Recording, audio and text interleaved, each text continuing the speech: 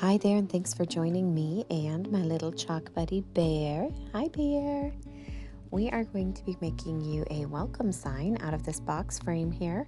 I've drilled a hole in the corner, and I'm going to drill one in the other corner as well.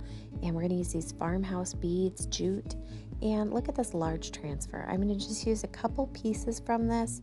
This is a huge welcome transfer for your front door, for a porch leaner, whatever. I'm going to use welcome.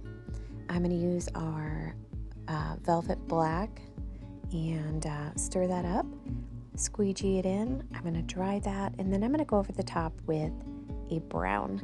I'm making this for my front door, so I wanted to make sure it would go with the colors that I have in my house. But I can make these in any color that you want if you want me to make one for you, or you can go online to my store and pick out the supplies to make your own. This is an old style box frame. The ones we have now are double-sided, so this is a single one, and we're going to hang it up on the wall. So just drying here in between. You want to make sure that the surface comes back to room temperature before you put the transfer down again, or you can harm your transfer and lift up the chalk that was laid down as well. So just moving it over a little bit so a little white peeks through. We're going to put the bark through there and lift that up. I have taken some farmhouse beads and stained them different colors. So I'm going to have two different colors that I'm rotating through on the jute. And you can see there the white chalkable chips there on the table. We're going to use a couple of those. And our crocodile. What do you think about that shadow there? It's just really, really slight, but very noticeable. We're going to use those chalkable chips and do Rest Your Soul. Now I am just peeling the transfer down and placing the chalkable chips on the back and flipping it up. That way I know that I have everything exactly centered the way I want it to.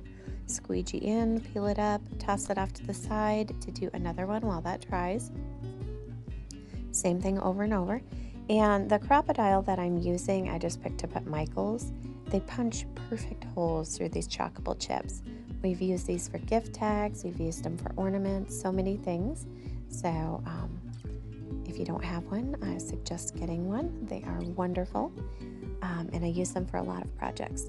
So my final one there, pull that out, let them dry, and we are going to drill a hole through the other side of my box frame. So I'm just using a box underneath so I don't stick a hole in my table. My husband would not understand that. All right, I use some tape on the back of my jute so that it will not unravel as I string it. And it also helps it to hold stiff as I thread it through things. So that is what I've done, a little scotch tape on the end. Learned that trick during preschool. And there we go, through there. I'm gonna decide how long I want this and adjust the jute accordingly. And then we'll be drying the chalkable chips off the rest of the way and punching the holes and threading it through. Not much more for me to say for a while, so just enjoy the video. Let me know what you think. And with all the options there were on the porch leaner, let me know what you would have put on here instead.